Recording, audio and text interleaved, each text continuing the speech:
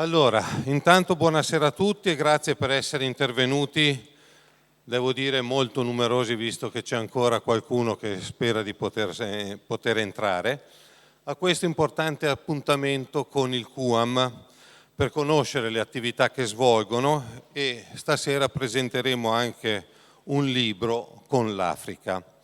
Abbiamo qui con noi un ospite d'eccezione assolutamente, Don Dante Carraro, che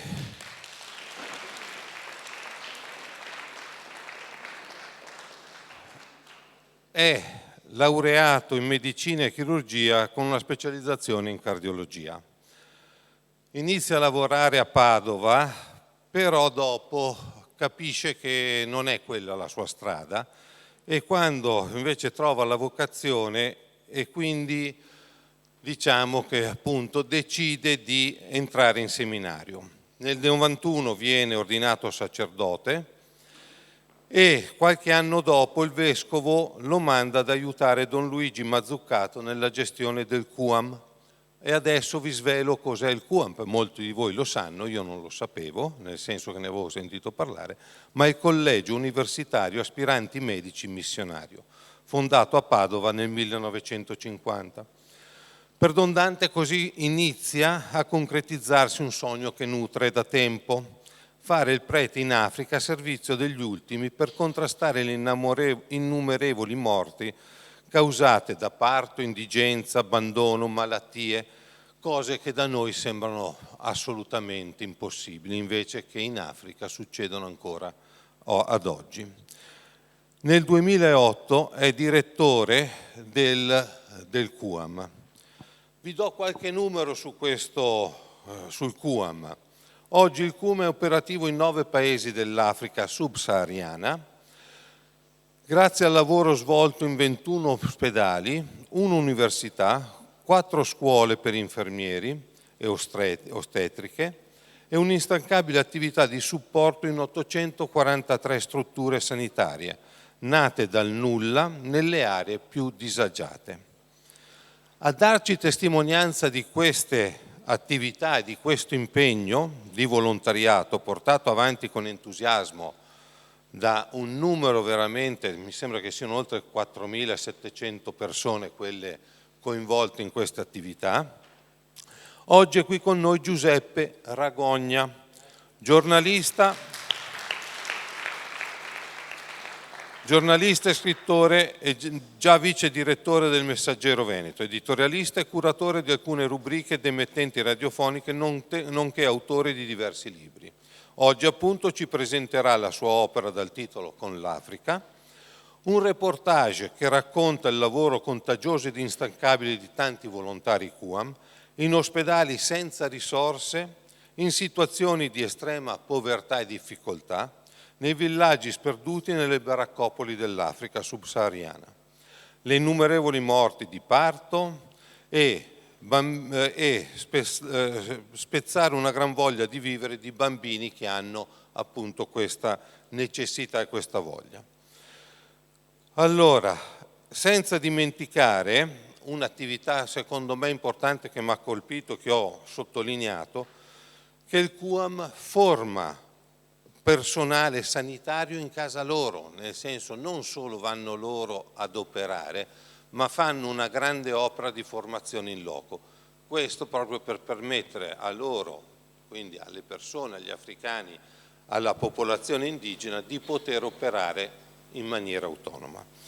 Bene, io penso di aver già rubato spazio ai protagonisti, quindi lascio la parola a chi? A Giuseppe Ragogna, che sarà mediatore nonché conferenziere di questa, spero, splendida serata. Grazie a tutti, grazie a voi.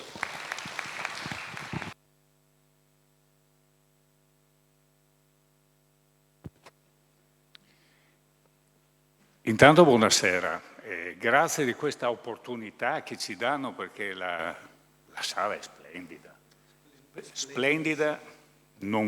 anche se io sono pordenonese, quindi sono a un tiro di schioppo da Vittorio Veneto, non conoscevo per colpa mia, ma adesso cercherò di ampliare un po' le mie conoscenze di questo. Grazie dell'opportunità e grazie della possibilità di parlare quindi di QAM. Guardi che non è solo lei che non conosceva il QAM, neanch'io lo conoscevo prima di buttarmi dentro a capofitto in questa avventura. Dirò che il merito è sempre di Don Dante, perché Don Dante ha questo carisma incredibile, no? Che ti trascina dentro. E sapeva che io mi muovevo in ambienti africani, perché da quando sono pensionato ho pensato bene di non dedicarmi ad andare a controllare i cantieri stradali in giro, no? E quindi di fare qualcosa di più importante, impegnativo, costruttivo, no? E così, perché mi ha attratto l'Africa? Mi ha attratto l'Africa perché quando si è in pensione, calmi, tranquilli, vengono in mente alcune storie del passato, no? E quando ero ragazzino mi ricordo che arrivavano in parrocchia questi personaggi strani, no? Che erano i missionari comboniani, che ti raccontavano di questo mondo misterioso. Non c'erano i social, c'era poca TV, c'erano pochi mezzi e quindi raccontavano delle novità, ma novità che erano avventure. Allora, nel corso della mia carriera professionale ho cercato sempre di dare importanza ai viaggi. Io mi ritengo anche un viaggiatore curioso. Una volta in pensione, col tempo libero, ho detto, andiamo a farci qualche viaggio. E sono subito stato catturato proprio dall'Africa. Sono andato in alcune missioni cattoliche della mia diocesi, che è Pordenone Concordia, e quei missionari operavano in Kenya e da lì ho scoperto questo mondo fatto di savane, fatto di rapporti con la natura eccezionali, fatto di tanta bontà e entusiasmo da parte delle persone che non ti chiedono niente, perché ricordiamoci sempre che siamo noi che andiamo là. E quindi se andiamo là dobbiamo andare con uno spirito costruttivo, non per rubacchiare risorse di altri per i nostri comodi. Allora la prima cosa che mi hanno insegnato i missionari di là è stata questa: tu ti devi svestire di tutti quelli che sono i luoghi comuni occidentali. Cioè, se tu vai in Africa per misurarla in base a quelle che sono le convenzioni occidentali, non capisci niente dell'Africa. Tu devi andare libero. Questa filosofia di andare libero in Africa mi ha portato poi alla scoperta di questi grandi personaggi, no? Perché se vai libero, come fai a non entrare in contatto col QAM? Perché il QAM? Cosa mi ha attratto del QAM? Del QAM mi hanno attratto 3 lettere dell'alfabeto, C-O-N, che messi assieme danno il COM, che l'ho voluto inserire come titolo del libro. COM è una cosa, è una parola, una preposizione rivoluzionaria per la cooperazione internazionale, perché COM significa che tu sei in Africa con le popolazioni locali. Quindi tu sei non per portare un tuo verbo, non per portare le tue sapienze, non per portare le tue professionalità, ma per cercare un cammino insieme con le popolazioni. Questo qua è stato dirompente per quanto riguarda la mia esperienza e quindi mi sono messo in cammino. Questo libro è il frutto di una decina di viaggi in Africa, compiuti negli ultimi 4-5 anni, e lì c'è dentro il Kenya, che non c'entra tanto col QAM, ma mi ha fatto scoprire la realtà dei piccoli villaggi, delle capanne, non delle città. Le città hanno dinamiche completamente diverse e ti possono dare una visione sbagliata, distorta dell'Africa. Per carità, l'Africa è dinamica, tutti i paesi sono diversi, 54 paesi diversi che ti portano a parlare di Afriche. Forse è meglio parlare di Africa e non di Africa, perché sono situazioni completamente diverse, anche all'interno delle stesse città. Nairobi, capitale del Kenya. Nairobi, tu hai tutta la parte più importante della città, che da un punto di vista urbanistico ben fatta, ben curata, ha l'impronta occidentale, perché i Kikuyu sono è la tribù più occidentalizzata, no? Quindi hai questa città che ha dentro tutto i grattacieli di vetro, supermercati, quindi la dinamica. Però fuori della città ci sono le baraccopoli, ci sono le discariche, le mega discariche che formano delle montagne, no? Dove vivono le persone. 2 milioni di abitanti sono dentro, 3 milioni sono fuori, ingabbiati dentro questa situazione che non possiamo chiamare una situazione di vita, perché non è vita, è sopravvivenza. E i più fortunati non vivono proprio dentro le discariche, ma vivono nelle baracche, le baraccopoli, no? E pagano l'affitto alle mafie locali. Quindi cerchiamo di capire sempre queste dimensioni delle Afriche, perché non basta andare... avevo un'amica che aveva letto per curiosità il mio libro e mi fa: ma io andavo in Tanzania, non ho visto niente di quello che racconti tu. Ma tu in Tanzania dove andavi? E andavo ai safari. Beh certo, se tu vai con una certa ottica, con una certa visione, se tu non alleni la mente per tirar fuori qualcosa di diverso, puoi divertirti anche nei safari, negli alberghi a 5 stelle, nelle spiagge. Ben vengano per lo sviluppo, però quella non è l'Africa. Io mi sono concentrato a parlare di Afriche partendo dai villaggi, dai piccoli villaggi, che poi la filosofia del QAM, quella di portare la rete sanitaria fino all'ultimo miglio, cioè dall'ospedale, no, fino al centro salute, ai poliambulatori, fin dentro le capanne. Oltre al Kenya mi sono fatto la Tanzania, l'ospedale di Tosamaganga e altri centri di salute, quindi troverete... Ecco, il libro è un insieme di storie. È un reportage che è stato vissuto sul campo, se no non l'avrei fatto.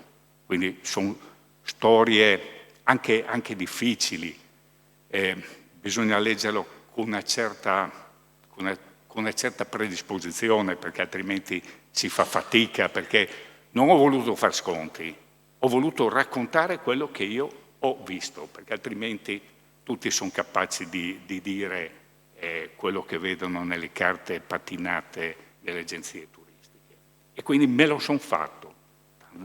Tanzania, l'Etiopia, e dopo Don Dante mi ha mandato una Repubblica Centrafricana, che è stato il viaggio più difficile, perché siamo proprio dentro uno degli ultimi paesi del mondo. Per capirci, vi do solo un dato economico, è un dato grezzo, però ti fa capire che situazioni tu vivi. Prendiamo il PIL, capisco che è un dato così. Il PIL cosa ti dice? Che lettura ti dà dell'Africa? Ti dice che noi abbiamo un PIL pro capite annuo di 35-36 mila dollari.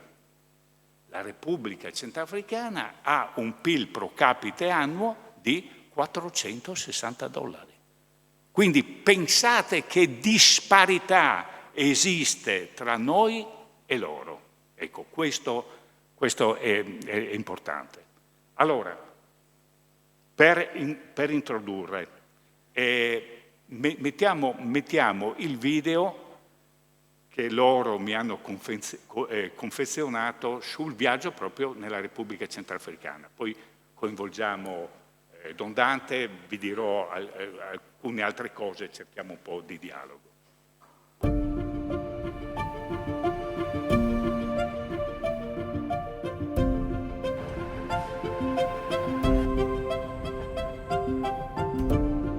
Bon, on y va. Bon, sì.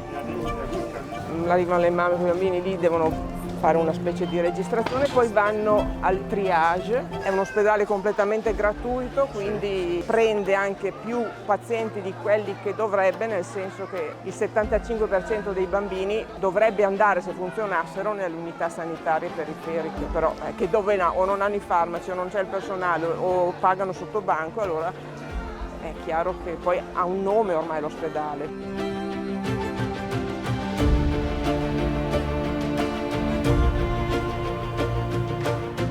Questo è un reparto dove il tasso di occupazione dei letti arriva anche al 120-130%, quindi 2-3 bambini per letto, come si può vedere. L'ideale per riuscire a garantire anche un'assistenza di qualità è l'80%. Cucinano davanti a casa con il fuoco lì, è un attimo che anche i bambini piccoli si ustionino, però c'è anche una pratica di mettere il sedere nell'acqua bollente per curare gli ossiuri, che è una banalità, pratica tradizionale. Perché ti sei messa in gioco così? Curiosità sicuro, curiosità per l'Africa. Poi sicuramente avevo voglia di vedere cosa sapevo fare in un contesto difficile. Le cose che proprio leggi sui libri e non ti aspetti di vederle, dai. Qua proprio le vedi da manuale. Veramente ti senti utile, cioè ancora di più, perché mi dirai anche in Italia ci sono persone che stanno male, no? Qui è il penultimo paese più povero del mondo, perciò vedi delle situazioni tragiche, veramente. Perciò quando vedi andare a casa questo bambino o questa bambina, non lo so, se sei giù, sei di nuovo su praticamente.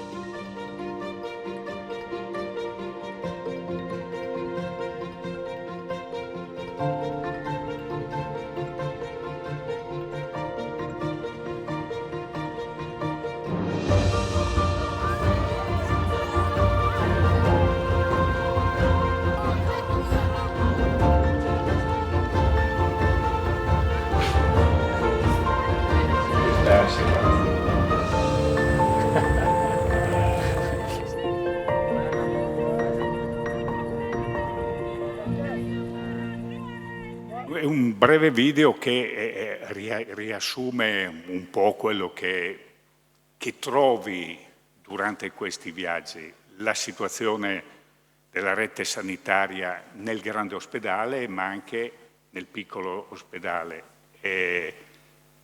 Poi il personale sanitario e i vari problemi che si trovano lungo questo percorso. E i rapporti con la sanità locale, con quello che è la sanità locale, quindi i rapporti che ci devono essere con i cosiddetti guaritori, perché con loro devi fare i conti, altrimenti gli ospedali restano vuoti. Tu devi dialogare.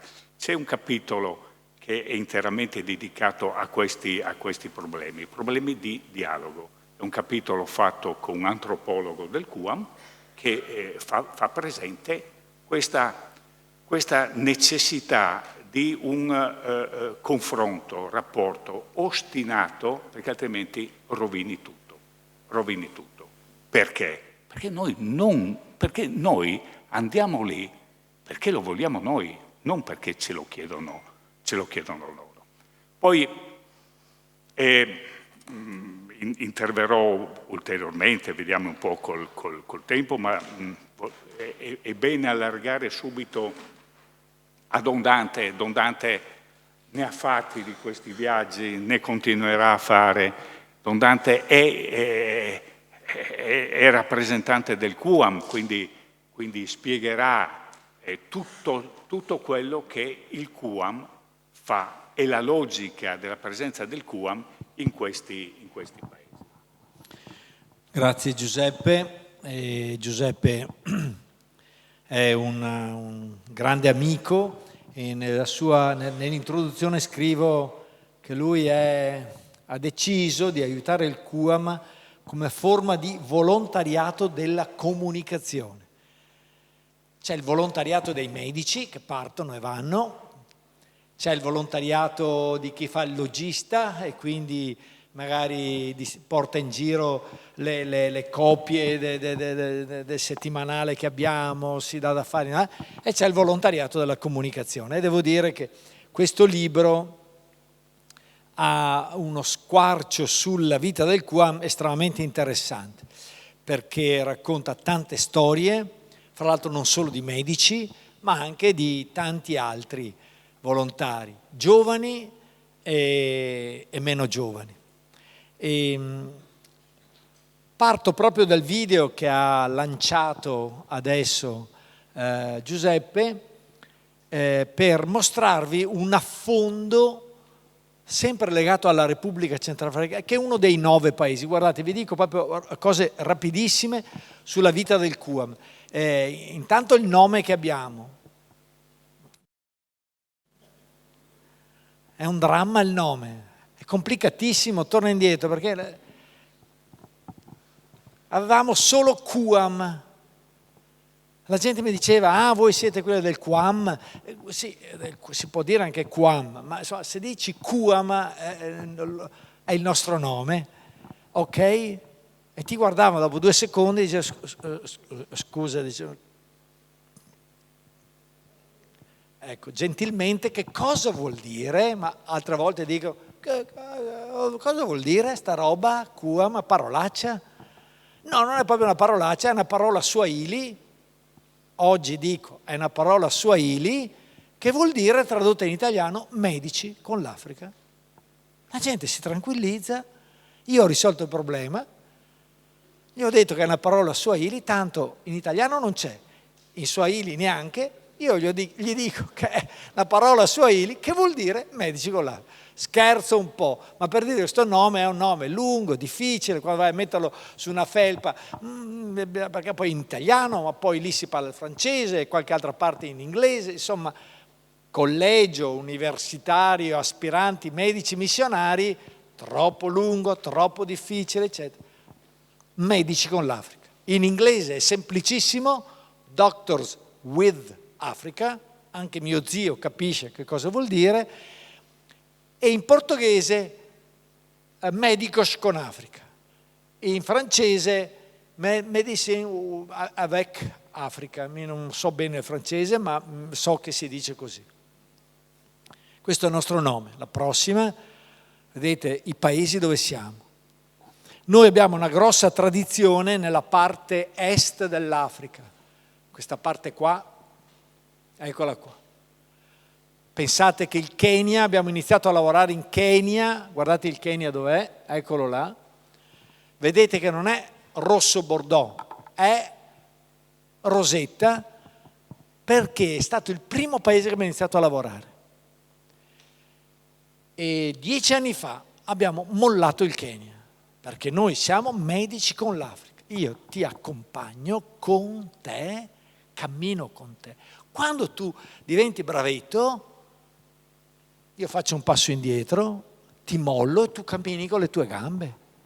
L'obiettivo di chi come noi fa cooperazione è concentrarci dove maggiori sono i problemi e mollare paesi che adesso continuano a camminare con le proprie gambe. Il Kenya è così. Abbiamo iniziato nel 1955, il primo medico è partito nel 1955, è stato via 12 anni, ha aperto un ospedale, una scuola, eccetera, e 10 anni fa il Kenya l'abbiamo mollato. Se voi andate su Google, andate a vedere gli indicatori sanitari del Kenya rispetto ad altri paesi, sono infinitamente più migliori rispetto agli altri.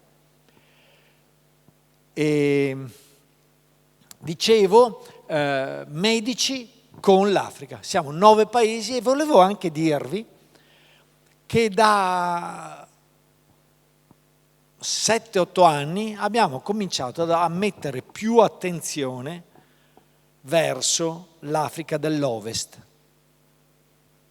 Vedete la Sierra Leone, vedete il Centrafrica, la Repubblica Centrafricana di cui parliamo questa sera, ma adesso vedete anche la Costa d'Avorio, l'anno prossimo probabilmente il Burkina e l'anno prossimo ancora probabilmente il Ghana. Perché vi dico queste cose? Perché l'Africa si muove, ha un pachiderma di 54 colori, di 54 nazioni, ma negli ultimi 10 anni quell'area lì a sinistra, quella di ovest, è peggiorata. Pensate che in quell'area là, negli ultimi 3 anni, ci sono stati 8 colpi di Stato. In parte perché erano stufi dei francesi e li hanno mandati via, e in parte perché i francesi hanno fatto marcia indietro. E sono paesi comunque poverissimi. Il Niger, il Burkina, la Guinea Conakry, la Guinea Bissau, paesi che hanno avuto colpi di Stato. E neanche farlo apposta, è proprio da lì che una prima rotta di emigrazione parte. La Nigeria, guardate la Nigeria, è lì vicino, quel paesone grosso. La Nigeria, sapete quanti abitanti ha? L'Italia ha quanti? 200 milioni di abitanti, 3 volte l'Italia, 3 volte e mezzo. Ha un bisonte. E allora ci stiamo concentrando un po' di più anche nell'Africa dell'Ovest proprio per questo motivo qua. Repubblica Centrafricana ve l'ho mostrata, abbiamo visto il video, la Repubblica è quella là. Noi abbiamo fatto una scelta di campo, solo Africa, per questo la portiamo nel nome, perché a livello sanitario le condizioni sanitarie che esistono in Africa non ci sono in nessun'altra parte del mondo. E non facciamo tutta l'Africa, facciamo i paesi più poveri, che sono concentrati nell'area sud-sahariana e li vedete. Siamo medici, operatori sanitari e poi quel con. Io ringrazio anche Giuseppe perché proprio nel titolo ha voluto scrivere con l'Africa. Perché con e per sono 2 robe, sono 2 atteggiamenti che uno ha che sono completamente diversi. Esiste una cooperazione fatta di per, che fa danni, non fa poco, no, fa danni. E c'è una cooperazione col con, molto più faticosa, che invece si sforza di impattare, di incidere. Questo cosa vuol dire? Per esempio che noi andiamo in Repubblica Centrafricana, non è che scegliamo noi il posto, ovvio che siamo attenti a quello che capita al paese, eccetera, no? Ma ti metti ad ascoltare, devi sapere bene il piano strategico che ha un paese. Sono paesi poveri, ma hanno ciascun ministero, anche il Ministero della Salute, ha un suo fascicolo dove c'è scritto il piano, le priorità che il paese si dà.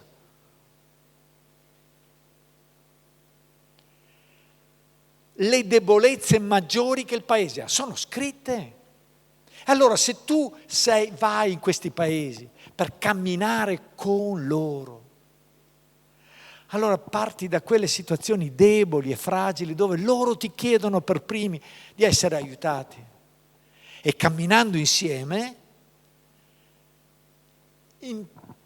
non facendo le robe che dici tu, ma lavorando insieme con loro, è più facile che tu abbia un impatto più significativo.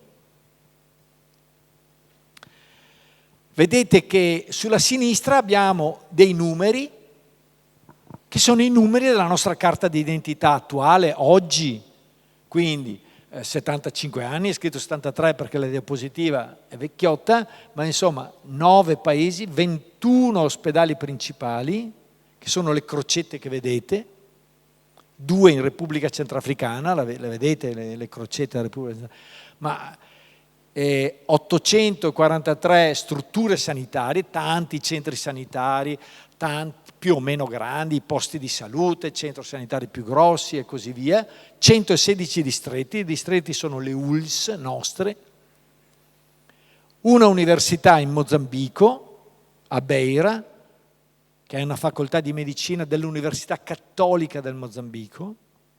Anche là, non è che abbiamo scelto noi il posto, dov'è che ci inventiamo a fare l'Università Cattolica? Perché sarebbe stato molto più facile farla a Maputo. Farla a Maputo qua, la capitale è qua, Maputo. Era molto più facile fare una facoltà di medicina là. Con i vescovi locali abbiamo detto, se facciamo una facoltà di medicina è per rispondere a un bisogno vero del paese, che era questo, cioè essendo qua la facoltà di medicina, la popolazione, i giovani che accedevano alla facoltà erano questi, parte sud del paese. Ti trovavi al nord con un medico ogni 60.000 abitanti. No 10 medici, no uno specialista, no un medico. 60.000 abitanti, ma la gente mi domanda come fa, perché l'Africa fa così fatica a venire fuori dalle difficoltà in cui è. Come fai a dar futuro a un paese con numeri di questo tipo qua? Un medico a 60.000 persone, no, pediatra, noi abbiamo un pediatra ogni 25, scherzo, dai, qui abbiamo fiore dei più bravi qua, da Filippo a Anna Paola e poi tanti altri, insomma qua amici carissimi che non voglio nominare. Allora, essendo che la mancanza dei medici era qua, tutta la parte nord, con i vescovi avevamo detto, se qui facciamo una facoltà di medicina, dreniamo e paghiamo le borse di studio per gente che viene dal nord. E allora cominci a incidere in un paese. Pensate che adesso che l'università è partita nel 2000, noi abbiamo iniziato a sopportarla nel 2004, nel 2007 sono stati i primi laureati e adesso ogni anno si laureano 25-30 nuovi medici mozambicani. E abbiamo fatto un accordo con lo studente, ma anche col Ministero della Salute, che siccome vengono dal nord e io ti pago la borsa di studio, i 5 sono 7 anni perché c'è un anno propedeutico più 6 anni di formazione, 7 anni ti impegni a tornare nelle tue aree e a fare il medico almeno per 7 anni in quelle zone là. E il meccanismo funziona, pensate che, perché uno dei fenomeni è che tu lauri un medico in Africa, no? E dopo magari se sanno l'inglese ancora di più, guardano su Google e ci sono in Inghilterra un medico africano che passa l'esame, perché è importante fare l'esame, prende 7.000 pound al mese. Lì prendono $350-400 al mese un medico, capite la differenza? Allora dico, e adesso abbiamo la parte nord del paese che comincia a camminare. Torno alla Repubblica Centrafricana, vi chiedo scusa, eccola qua, adesso ve la mostro, vi mostro foto adesso, così ci rilassiamo, entrate anche voi dentro in quello che Giuseppe ha detto l'ultimo miglio. Questa è la Repubblica Centrafricana, questo a dire la verità richiama l'America, eccolo qua, vedete le aree rosse dove stiamo lavorando? E Bossangoa è partire dalla capitale, Bangui, eccola là, lì, e si va su a Bossangoa, che sembra abbastanza vicina, sono 9 ore, 10 di massaggi continui perché sei in Toyota no, ma è utile, perché, senti che ti smolli. 2 volte l'Italia, 6 milioni di abitanti, e quindi è poco densamente abitato, pieno di risorse, materie prime, cobalto, nickel, tutte quelle robe che servono per questi cellulari, eccetera, quasi tutte concentrate nella parte nord-est del paese. Quindi partiamo in macchina, andiamo a Bossangoa, so che mi aspettano 9-10 ore, per fortuna la stagione è asciutta, secca, perché se si va da giugno a ottobre, novembre, ci vogliono 2 giorni, ti devi fermare, la macchina scivola dappertutto, eccetera. Andiamo avanti. Qui dicevo sono chilometri e chilometri, questo è l'ambiente, i villaggetti per strada. In quella foresta ogni tanto c'è uno spago che blocca il Toyota, ti devi fermare perché i militari locali ti controllano i documenti. L'ultima volta che sono andato, i militari ti bloccano, questi centroafricani sono alti più o meno come me, neri come il carbone, e con il giubbettino consunto ma con la mimetica, un fuciletto che era quello che noi usiamo alle sagre per sparare i palloncini. Ecco, mi controlla i documenti, mentre mi sta con i documenti, dietro di lui saltano fuori questi 2 giganti, vabbè, biondi, bianchi, una mimetica bellissima, zeppi di cartucciere e un mitra di quelli che sparano bene. 2 militari della Wagner che controllano che la strada sia libera. Perché cosa è capitato? Per dirvi le dinamiche. I francesi in parte sono andati via, in parte li hanno mandati via. Il governo ha fatto un accordo con la Russia, perché il governo non ce la fa nemmeno ad avere una polizia locale. E quindi cosa ha fatto? Si è fatta avanti la Russia dice se io ti do 500 uomini miei e tu mi dai un po' di risorse che hai, io ti garantisco la sicurezza delle strade. Quindi io paradossalmente, ma capite il paradosso? Io sono contento di vedere la Wagner, perché mi assicura che altre bande che ci sono non ti assaliscono, non bloccano la macchina o robe di questo tipo, per dirvi un po' la realtà com'è tanto articolata. Faccio prestissimo adesso, andiamo avanti. Questa ve la devo mostrare la prossima, ve la mostro, guardate se non è bella, se non è africana sta macchina qua. Se sta dentro tutti è tutto, vabbè. Guardate, ma si può riempire una macchina più, guardate che roba.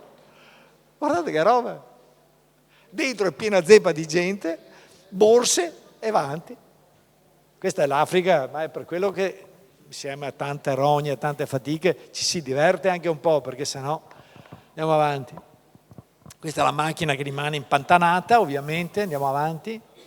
Le moto sono 4 o 5 persone, ma insomma la vedete, no?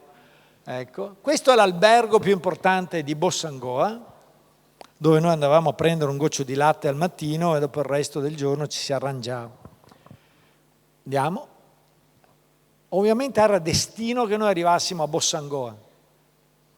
Abbiamo discusso tanto al nostro interno perché è un po' anche pericoloso, no, ma insomma bisogna stare attenti. Avete visto prima la cosa che aveva la bandiera bianca. E arriviamo a Bossangoa, dove Giuseppe, da buon giornalista, ha voluto venire e ha toccato con mano, quindi onore al merito anche di Giuseppe, che insomma, perché noi siamo anche forse un po' abituati, ma lui, oh no, dice, vengo da buon esploratore qual è.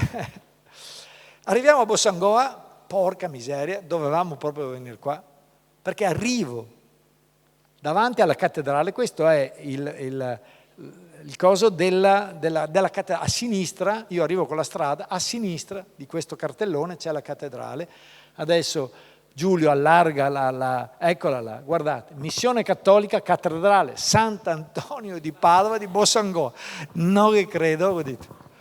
Cioè, arrivo a Bossangoa, non sa nessuno dove è Bossangoa, è così Sant'Antonio di Padova, ma porca della miseria, è un segno, perché come si fa a immaginare che a Bossangoa incontri Sant'Antonio di Padova? A Padova ho provato a qualcuno, scusa, sai dov'è Bossangoa? Bossangoa no, Bossangoa, nessuno, ma neanche i frati del santo. E là c'è una cattedrale dedicata a Sant'Antonio, troppo bello. Vabbè, andiamo avanti. Questo è dove abbiamo gli uffici, il compound nostro, andiamo. Questo sono io, andiamo. Questa è la mappa della regione, perché l'ospedale è in un centro dove noi è importante sapere dove collochiamo l'ospedale, perché dopo una delle prime robe che facciamo è quella di collegare l'ospedale ai centri sanitari. Anche questo è un altro concetto tanto importante. Non si va ad aiutare un ospedale in Africa o un centro sanitario. Quel centro, quell'ospedale, quel che fai deve essere collegato con la rete di un sistema, perché se no rischi anche lì di far danni. Io in un centro sanitario non posso fare un cesareo. Mettiamo che arrivi in un centro sanitario, mi viene la voglia di, siccome mi ha regalato un po' di soldi, faccio una piccola sala operatoria, ma è sbagliato. Il centro sanitario deve funzionare da centro sanitario, un villaggio deve fare il villaggio noi facciamo 3 robe, la copertura vaccinale, cioè le vaccinazioni, il controllo peso-altezza di un bambino per sapere se è malnutrito o no, e il controllo della gravidanza. Se c'è un bambino con la febbre alta, dal villaggio io lo devo portare in un centro sanitario, dove è autorizzato a usare gli antibiotici, ad avere un personale sanitario minimamente più qualificato e fa la sua parte. Se la cosa si complica, allora lo porti in ospedale. Capite? E la stessa roba è quella che facciamo con le mamme. Una mamma incinta controlli peso, controlli insomma, il periodo della gravidanza, controlli la pressione, controlli se è anemica oppure no. Queste robe le fai quando vai sotto l'albero nel villaggio. Dopo, quando c'è il momento del parto, magari la porti nel centro sanitario. Se il parto si complica, devi immediatamente avvisare l'ospedale che la porta in ospedale, perché altrimenti l'ospedale si ingolfa. Ed è quello che tentiamo di fare. Questa è la mappa un po' più, l'abbiamo cercata, un po' fatta, e vedete i puntini gialli sono i posti sanitari, i rossi sono i centri che sono più grossi, e poi c'è l'ospedale in mezzo, quello là di Bossangoa. Lo vedete? Andiamo. Questo vuol dire lavorare con l'approccio a sistema sanitario più che di singola struttura. Questo è l'ospedale di Bossangoa, andiamo avanti. Questa è la bellissima piantina che c'era davanti, andiamo avanti rapidissimo. La bandiera di cui vi ho detto. Questa è una diapositiva, andiamo alla prossima, ancora rapido. Questa qua volevo mostrarvi, perché quel bambino vi dice la condizione dei bambini anche in ospedale. L'ospedale è quello che vedete, no, non c'è un camminatoio, non c'è niente. È una situazione, le mamme sono sotto l'albero, ambiente. E dentro lì, in questa struttura, allora, noi abbiamo deciso di fare, adesso vi mostro la maternità e poi andiamo via rapidi e chiudo, andiamo, vai, sala operatoria, una sorta di l'unico medico che c'era, locale, 100 posti letto, 110, andiamo, questa è la mamma incinta che sta là, vai, questa è la maternità, è il PowerPoint quello breve? No, non è, perché me ne accorgo che non è quello breve. Non importa, fammi vedere la maternità, Giulio. Questa è la maternità, guardate. Andiamo dentro alla maternità, qui siamo fuori, eccola qua, la maternità. Vedete, è un bugigattolo e si fanno 1200 parti e sono pochi rispetto alla popolazione. Quindi noi siamo andati là e abbiamo fatto 3 cose, vi dico questo. Abbiamo mandato 2 medici, adesso lui mi cerca la diapositiva con i 2 medici che abbiamo mandato, un chirurgo che fa anche l'ostetrico e una pediatra. La seconda cosa, sono là da 1 anno e mezzo, c'è gente nascosta di questo nostro paese dell'Italia, professionisti sanitari, che comunque decidono di dire il mio contributo lo do e stanno via 1 anno, 2 anni, 3 anni, 4 anni, 5 anni. Questa è la storia del QAM. L'impegno di loro, dopo magari speriamo che la salute li tengano, guardate Enzo, a sinistra, che Giuseppe ha incontrato, e Ottavia a destra, lei è una pediatra, è 1 anno e mezzo che sono là, l'impegno è 5 anni. A Bossangoa. Non so se capite, ecco. Io dico, buon Dio, grazie infinite, Ve lo ricordate il presidente di Beati Costruttori di Pace, Monsignor Tonino Bello? Forse qualcuno di voi l'ha sentito. Loro sono figli spirituali di Tonino Bello. I preti, se fosse seri, lo dico anche per me, porca miseria, te educhi anche gente forte. Erano altri tempi, quel che volete, no? Però noi viviamo anche di gente così. 2 medici, un'ambulanza che abbiamo che gira dappertutto, ma la popolazione sono 260.000 persone attorno, e dopo abbiamo 7-8 motorette, costano 1.500 euro, poca, che però riescono ad andare un po' dappertutto, carica le mamme e porta in ospedale. E la mamma balla, e se partorisce. Sanno piuttosto di stare a casa, è così. È così.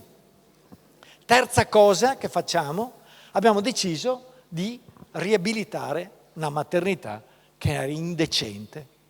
Abbiamo detto, dai, il primo passo che facciamo, riabilitiamo, facciamo una maternità. Andiamo, questa è la maternità, adesso vai alle costruzioni, guardate, questa è la sala parto. Andiamo, dai. Eccola qua, questa è la piantina dell'ospedale. Con le autorità locali abbiamo deciso di aprire quel cerchio rosso, riabilitare la maternità.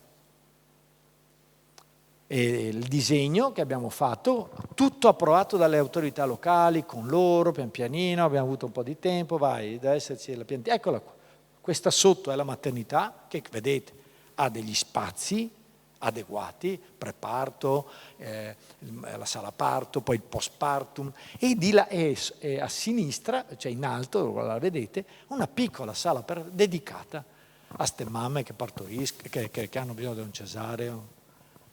Sapete quante sono le mamme che muoiono di parto, quasi tutte concentrate in Africa, all'anno? Quante mamme giovani che muoiono di parto? 280.000.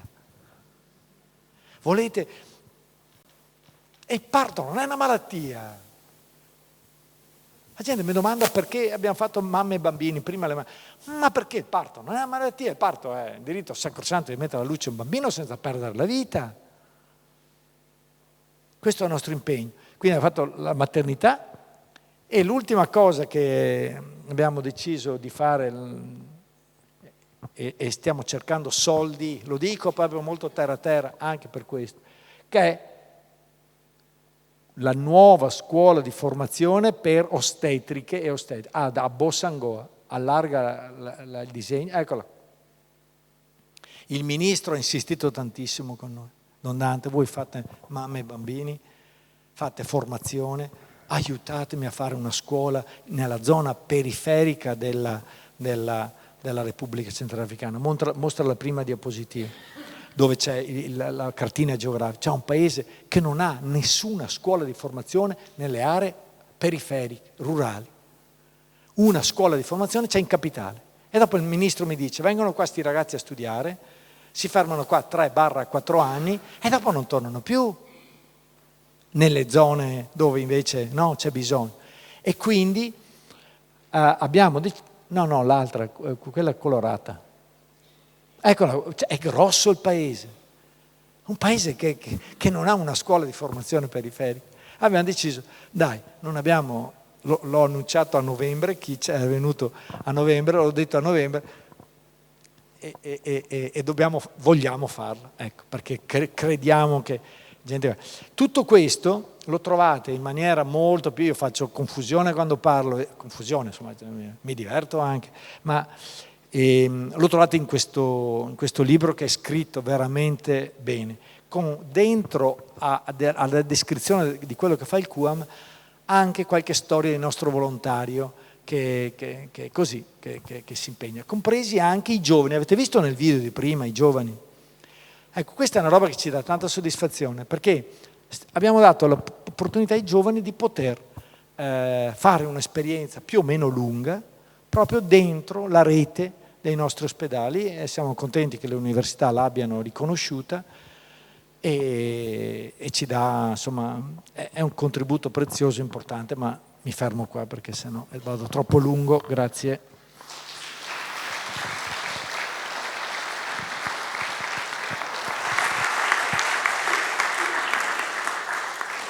Allora, per permettere a Don Dante di rifiatare, dopo magari nella conclusione dici cosa sta cambiando, perché voglio no, con l'arrivo di Trump sta cambiando alcuni approcci con il volontariato e soprattutto con la cooperazione internazionale. Questa può essere poi la chiusura. Io vi racconto invece alcuni episodi sconvolgenti che poi ho riportato nel libro e che mi hanno dato sempre più convinzione di fare questo libro. E io mi sono chiesto, ma sti qua del QAM cosa va lì a fare in giro per l'Africa, no? E allora pian piano segui e vai a sbattere la testa in quello che è l'obiettivo principale del QAM, il progetto fondamentale, mamme e bambini, cioè capire cosa avviene in questi reparti di maternità. Allora, ero in visita in un piccolo ospedaletto locale, rurale, e lo sguardo va su una ragazzina, non aveva neanche 20 anni, che aveva appena partorito e guardava teneramente la sua bambina. Io ero seguito da un'infermiera, perché di medici non ne trovi, che traduceva un po'. E volevo sapere, voi quando vedete un bambino, cosa chiedete? Chissà che nome avrà messo, no? Allora chiedo a lei, ma che nome hai pensato per la tua bambina? E l'infermiera mi guarda, fa, ma cosa stai chiedendo? Infatti, dopo ho capito, non aveva neanche pensato il nome. Ma come dico? Come non ha pensato il nome che è nata già da 3-4 giorni? La chiamerà in qualche maniera? No, e allora ho capito cosa avviene e che ti fa comprendere la precarietà della vita. Il nome in Africa lo decidi dopo 1 mese, 2 mesi, 3 mesi, cioè quando tutto è andato bene. Allora, per me era una roba sconvolgente, perché arrivavo da una festa particolare. Mio figlio vive a Londra e quando sono andato a Londra a trovarlo mi dice: papà, ti porto in una festa particolare di una coppia di amici. Vado e la festa era quella della rivelazione del sesso. Cioè, non è molto diffusa da noi, ma nel mondo anglosassone e statunitense, no? Inventi queste cose così intanto fai i regali, no? Il consumismo ti porta a questo. Cosa avviene? Avviene che quando hai fatto l'ultima ecografia e tutto va bene, decidi già di fare la festa. Allora, tu entri nella stanza, c'è questo pallone, colore neutro, tu, quando sono tutti riuniti, e già portai i regali, perché è importante portare i regali, no? E tu fai scoppiare il pallone e saltano fuori i coriandoli, o azzurri o rosa. Per farla breve, quel giorno sono saltati fuori tutti i coriandoli azzurri e mi hanno detto: ecco, festeggiamo Brian. Ma non era neanche nato! Quindi capite le contraddizioni, è sconvolgente, cioè da noi festeggiamo il bambino o la bambina 3-4 mesi prima e lì danno il nome quando va bene. Allora, come diceva Don Dante, ma ci rendiamo conto? Il parto non è una malattia, è l'inno alla vita, no? E l'inno alla vita è una precarietà, non può essere.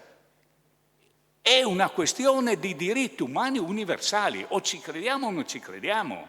Allora è inutile mettere i diritti umani in tutte le carte costituzionali se non li rispetti, te li devi rispettare ovunque.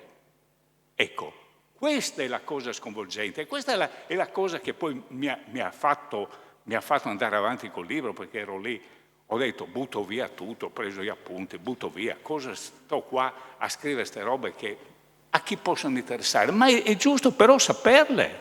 Ecco perché mi sono messo a riprendere in mano tutto e rifarlo. E come ringraziamento queste persone cosa fanno? Quando tutto va bene danno il nome al proprio bambino o alla bambina, il medico, l'infermiera, il volontario, il prete, la suora. No?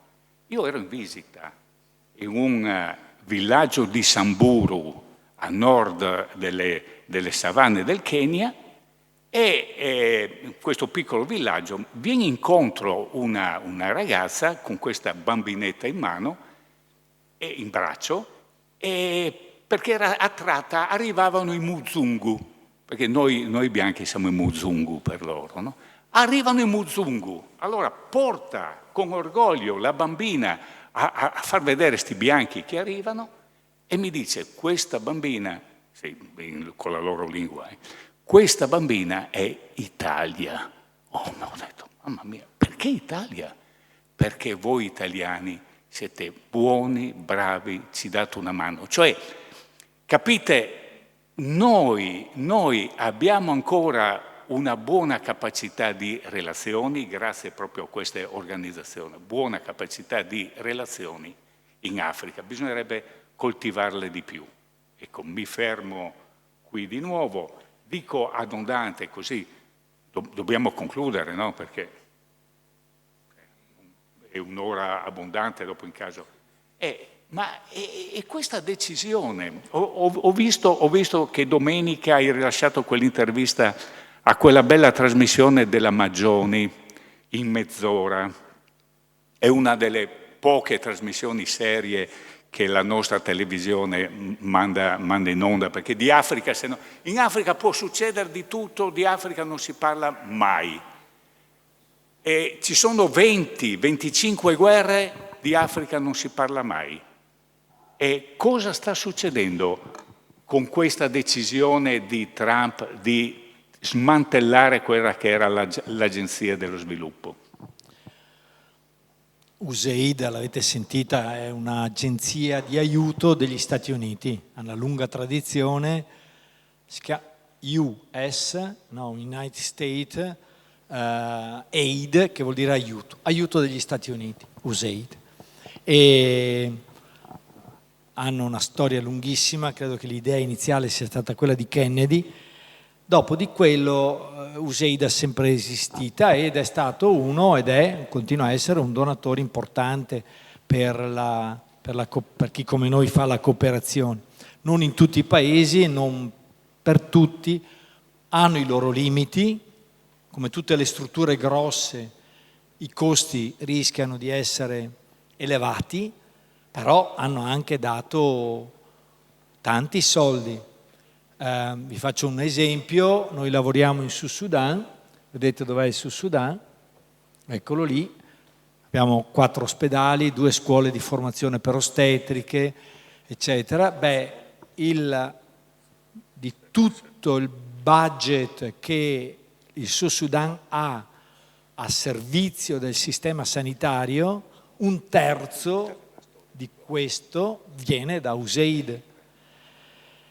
E per dirvi il peso che ha USAID, l'Etiopia, per darvi un altro dato, un paesone grosso, vedete sulla destra, di 120 milioni di abitanti, faccio una parentesi, non solo è doveroso, buono, etico, giusto, insomma, no, essere accoglienti nei confronti delle persone, ma è anche intelligente cercare di trovare strade di collaborazioni intelligenti. Perché dico questo? Perché 30 anni fa l'Etiopia aveva 80 milioni di abitanti, adesso ne ha 120.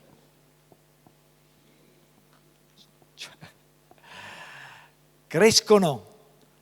Allora voglio dire, è intelligente, noi dobbiamo trovare soluzioni. Io non ho la soluzione in tasca, io quello che faccio è il mio, che è quello di dare opportunità di formazione e di lavoro a chi vive nel contesto africano.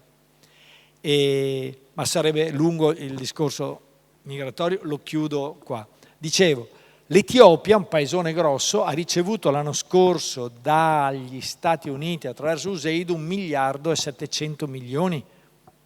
Ripeto, un paesone grosso, quindi USAID sicuramente aiuta. A noi quello che è capitato è questo. Trump, con la favolosa penna stilografica che avete visto, no? che firma, no?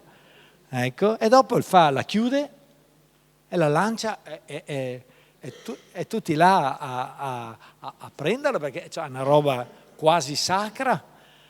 E ha firmato un decreto il 4 di febbraio che dice che USAID va chiusa. Noi abbiamo sentito di questa comunicazione e ci siamo detti fra di noi, siccome noi abbiamo un finanziamento di USAID non gigantesco, ma un finanziamento in Uganda, in Karamoja, adesso Giulia ve la mostra, l'Uganda e la Karamoja,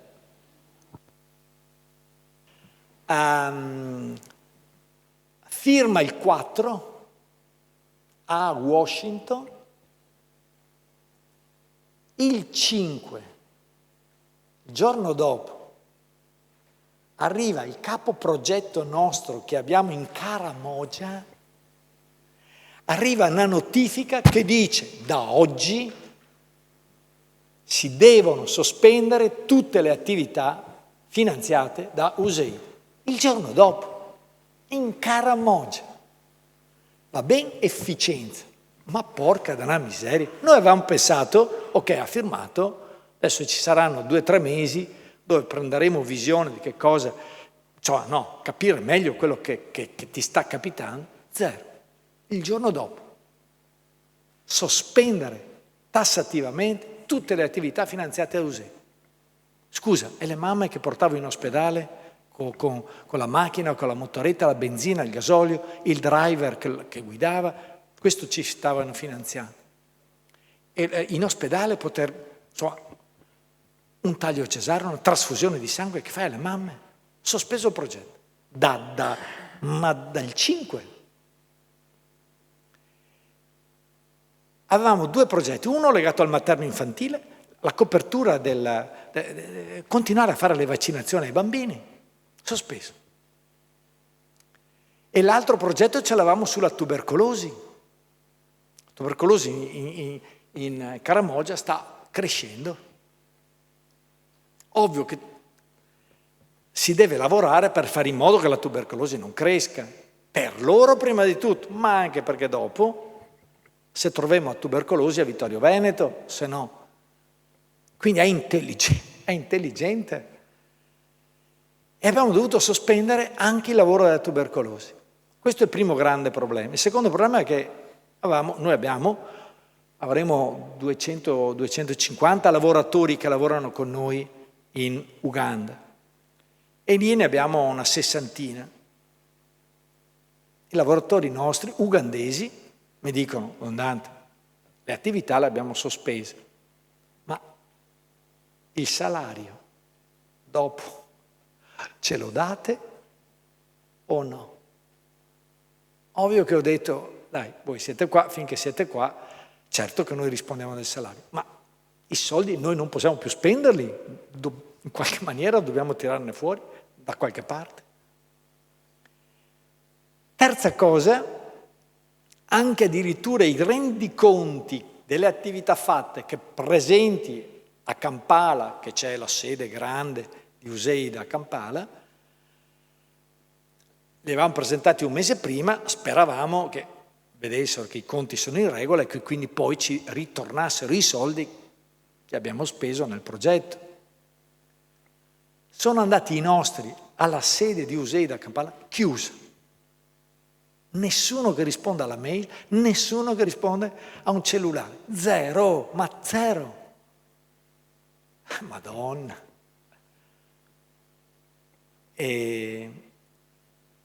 Abbiamo trovato per caso, mi ha detto Peter Locioro, che è il nostro coordinatore a Kampala, ho trovato un funzionario al mercato di Kampala e mi ha detto: è arrivata una comunicazione da Washington che dice a noi funzionari di USAID che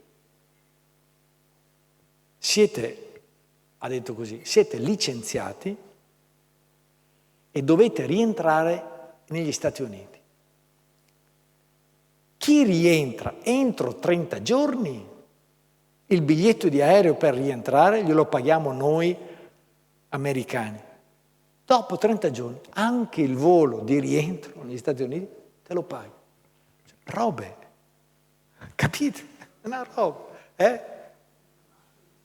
da matti, che però sto matto è un po' così. Lo dico con rispetto, però non voglio fare discorsi di natura, credetemi, politica, mi interessa niente, io voglio raccontare quello che sta capitando a noi, per cui per fortuna adesso qualcuno anche, stamattina la signora di Milano che ha sentito la trasmissione di domenica mi ha detto: Don Dante, fammi un po' dei conti, io voglio contribuire almeno per il salario delle persone, per 3 mesi dei salari. Signora, grazie, perché insomma, ecco, queste sono le situazioni che ti capitano. Non è che prendiamo paura, perché l'Africa ci insegna, ok, casini, problemi, ecco, meglio dire problemi, e che sia dappertutto e tutti i giorni. Però devo dire che l'Africa rappresenta una grande opportunità. Qualcuno mi chiede, ma dopo tanti anni, non so, così, se tu dovessi dire una roba sull'Africa, dico, guarda, forse la roba più importante mi ha insegnato, oppure dentro di me sento, che ho imparato a non lamentarmi, o a lamentarmi poco, se è possibile, che è un'altra roba rispetto all'incacchiarsi, cioè, no, quello continuo a farlo, perché quando che se ora, oh donna santa, no, ecco, ma il lamento, trasformarlo in rammendo, cioè prendere ago e filo e rammendare. Arrivi sera, i problemi sono grossi e tanti comunque, però dentro di te senti, buon Dio, però sto pezzettino qua, ho tentato di farlo, magari l'ho fatto proprio. Ho risolto tutto? No. Vi mostro per chiudere quello che è capitato a Rumbek l'anno scorso, quando sono andato alla laurea di una 80 di giovani sud-sudanesi. E ve lo mostro dopo. Ma dico allora, uno va a letto e dice: Signore, non ho risolto tutto, i problemi, i 70, ok, però un pezzettino di quella lacerazione ho cercato di cucirla e rammendarla. E questo ti dà un po' di serenità, insomma, sì, durante il giorno, però a sera è anche importante, parlo dell'Africa, magari prendere una birretta dove che, insomma, no, discuti un po', eccetera. E l'Africa mi ha insegnato soprattutto questo. Noi, o a me, che rischiamo di lamentarsi tutto il giorno e comunque siamo anni luce, no, da loro. E allora dico, ecco, l'Africa mi ha insegnato a rammendare, a rammendo più che al lamento. Vi mostro allora, proprio dura 1 minuto e mezzo, questo video, è molto artigianale, delle lauree fatte a Rumbek. Sono 80 giovani.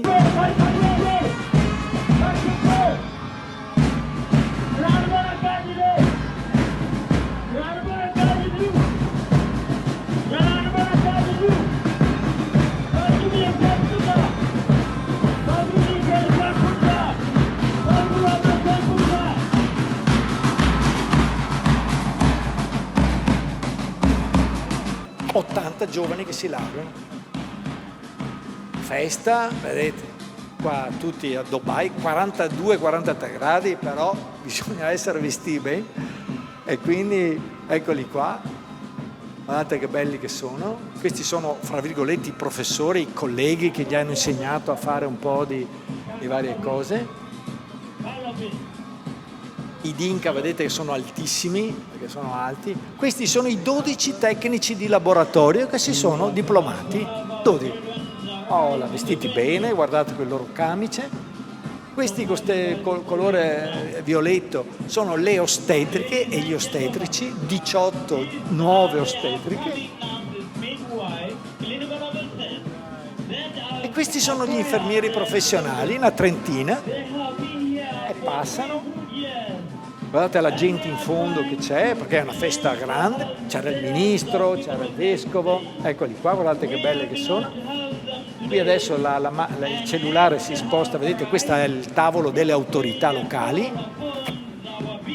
Ecco, e questo è il primo spezzettino del video. Il secondo è la consegna dei diplomi, dura 30 secondi, è ancora più rapido.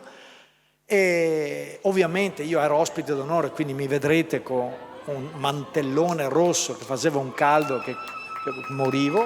Ecco qua i 4 che consegnano i diplomi, io ero quello là in mezzo, vedete, eccolo là, con cappello da ferroviere che mi dava grazie vabbè, insomma, ecco.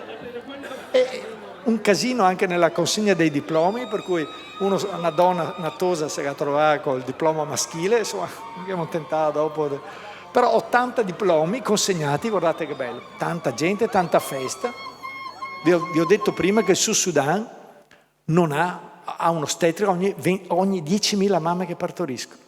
18 nuove ostetriche adesso ci sono. Abbiamo risolto il problema del Sud Sudan? No. 18 in più ci sono, sì. L'ultima cosa che vi mostro è che ovviamente io dovevo fare lo speech perché ero un ospite eccezionale e i Dinka, vedete, sono altissimi e quindi anche l'Egio, cioè a me mi arrivava qua, per cui dico, Madonna, in mezzo a sto confusione, devo parlare inglese, cioè mi metto davanti all'Egio in modo che la gente almeno mi veda e muovendomi un po' forse capisse qualcosa. Mi sono messo davanti all'Egio, vedete che io sono davanti e l'Egio dietro, senza accorgermi ho disatteso al cerimoniale. Il cerimoniale dice che lo speech va fatto dietro e allora guardate la scena.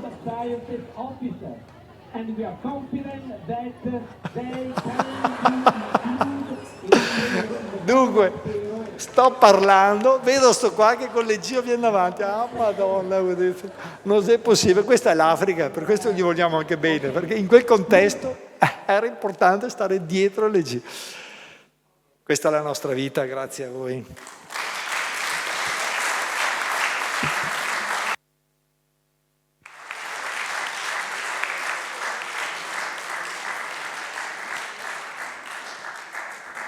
Allora, io ringrazio di cuore Don Dante Carraro e il dottor Giuseppe Ragogna, ringrazio tutti voi, vi ricordo, visto che loro sono stati bravissimi, non l'hanno detto, ci sono dei libri che vi prego ovviamente chi è interessato di acquistare, il libro appena pubblicato dal dottor Ragogna.